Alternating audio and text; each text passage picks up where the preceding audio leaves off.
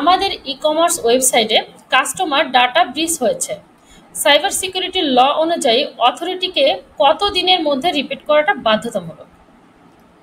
ধন্যবাদ। এটি তো আধুনিক যুগে খুবই গুরুত্বপূর্ণ প্রশ্ন এবং আগামী বিশ্ব যেইভাবে আমরা প্রযুক্তির উপর নির্ভরশীল হয়ে যাচ্ছি, সেই ক্ষেত্রে এই ধরনের বিষয়গুলো অনেক রিপিটেড ঘটবে। এই ধরনের আইন সম্পর্কে এবং আমাদের নরমাল একজন নাগরিক হিসেবে, বিজনেসম্যান হিসেবে, কর্মচারী হিসেবে বা সিটিজেন হিসেবে আমাদের এই লগুলো জানা থাকতে হবে নিজেকে সেভ করার জন্য এবং নিজের অধিকার প্রতিষ্ঠা করার জন্য। তো সংযুক্ত আরব আমিরাতে সিকিউরিটি এবং সাইবার সিকিউরিটি ল এবং ডেটা প্রোটেকশন ল খুবই আপনার স্বচ্ছ এবং জোরদার। এক্ষেত্রে যদি পার্সোনাল ডেটা ব্রিচ হয় কখনো, তাহলে সংশ্লিষ্ট অথরিটিকে আপনাকে 72 আওয়ার্স বা 72 ঘন্টার মধ্যে বা 3 দিনের মধ্যে রিপোর্ট করাটা বাধ্যতামূলক। এখন যদি রিপোর্ট না করা হয় তাহলে আপনি পেনাল্টির সম্মুখীন হতে পারেন। আসলে কাস্টমার ডেটা ব্রিচিং রিপোর্ট যেটা হচ্ছে USC security cyber security law বা ডেটা প্রোটেকশন ল অনুযায়ী, আপনার যদি কোনো ই কমার্স বা অনলাইন ব্যবসা থাকে, তাহলে দেখা যাচ্ছে যে ফেডারেল ডিক্রি অফ ল 45/2021 অনুসারে এটা আপনার আইনটা বাধ্যতামূলক রয়েছে এটাকে রিপোর্ট করার, ডেটা যদি চুরি হয়, হ্যাক হয় বা আপনার ব্রিচ হয়ে থাকে। আচ্ছা, আপনার প্রথমত যেটা হচ্ছে যে কিভাবে বুঝবেন যে ডেটা ব্রিচ হয়েছে বা কোন জাতীয় ডেটাগুলো? আপনার ক্লায়েন্টের, গ্রাহকের নাম, ঠিকানা, ফোন নাম্বার ডেটা ব্রিচ হতে পারে, এমিরেটস আইডি বা পাসপোর্ট নাম্বার, ব্যাংকের ক্রেডিট কার্ড তথ্য বা ব্যাংকের ডেবিট কার্ড, কোনো ধরনের লগ ইন বা পাসওয়ার্ড বা স্বাস্থ্য সম্পর্কিত যে তথ্যগুলো ইত্যাদি, এই ধরনের পার্সোনাল যে বিষয়গুলো থাকে সেগুলো যদি আপনার হস্তগত হয়ে থাকে বা চুরি হয়ে থাকে, তছরূপ হয়ে থাকে বা ব্রিচ হয়ে থাকে, আচ্ছা, সেগুলোর ডেটা ব্রিচ হিসেবে আপনার কাউন্ট করা হবে। শুরুতেই বললাম যেটা 72 আওয়ার্সের মধ্যে আপনাকে রিলিভেন্ট যে কর্তৃপক্ষ আছে তাদেরকে এটাকে আপনাকে জানাতে হবে এবং যদি সিভিয়ার কোনো ক্ষতির সম্মুখীন থাকে তাহলে গ্রাহককেও অতি দ্রুত আপনাকে এই বিষয়টি অবহিত করতে হবে। আপনি যখন ডেটা ব্রিচের রিপোর্ট করবেন, রিপোর্টের মধ্যে নরমালি কমন কিছু আপনার ইনফরমেশন থাকে, যেমন কিভাবে ব্রিচ হয়েছে, ডেটাটা ব্রিচ হয়েছে, কোন ধরনের তথ্য চুরি বা লিক হয়েছে, কতজন গ্রাহকের ডেটা ক্ষতিগ্রস্ত হয়েছে, গ্রাহকদের কি কি ধরনের ঝুঁকি হতে পারে, আর আপনি নিয়ন্ত্রণে কিভাবে পদক্ষেপ নেওয়া হয়েছে, কি নিয়ে নিয়ন্ত্রণের পদক্ষেপ নিয়েছেন এবং ভবিষ্যতে আপনি এ ধরনের ঘটনা যাতে পুনরাবৃত্তি না ঘটে সেজন্য আপনার অর্গানাইজেশন বা আপনার প্রতিষ্ঠান কি ধরনের প্রতিশ্রুতিবদ্ধ বা কি ধরনের আপনি স্টেপ নিয়েছেন, এই বিষয়গুলো আপনার রিপোর্টের মধ্যে থাকতে হবে।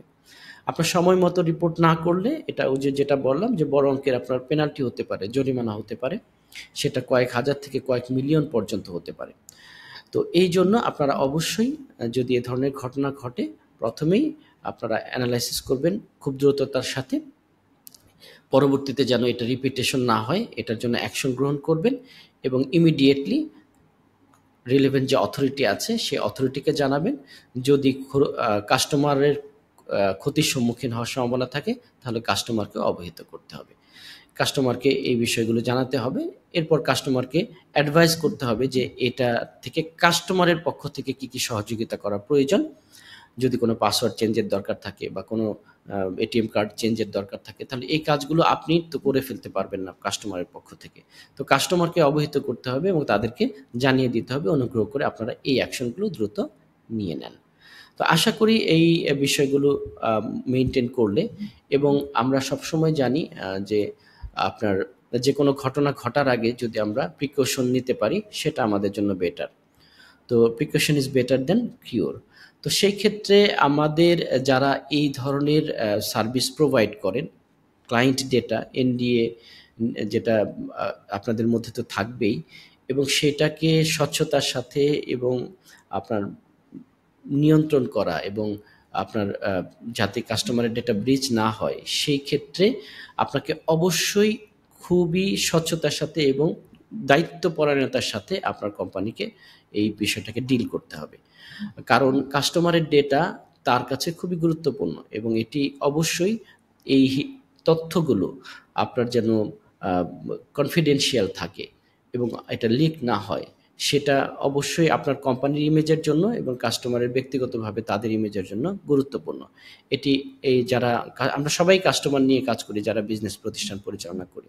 তো কাজেই আপনার স্ব ডিপার্টমেন্ট এবং প্রতিষ্ঠানের ভেতরে এই প্র্যাকটিসটাকে, এই সচেতনতাকে আপনি প্রতিষ্ঠা করবেন। দিনের পর দিন এটার প্রয়োজন পড়লে পারে ব্যক্তিগত ট্রেনিং অ্যান্ড ডেভেলপমেন্ট অনুষ্ঠিত করবেন এই ডেটা সাইবার সিকিউরিটি, এবং অন্য কোনো কারণে ইন্টেনশনালি এবং আনইনটেনশনালি এবং যেন এই ধরনের ডেটা ব্রিজ না হয়, সেক্ষেত্রে আমাদেরকে সচেতন থাকতে হবে।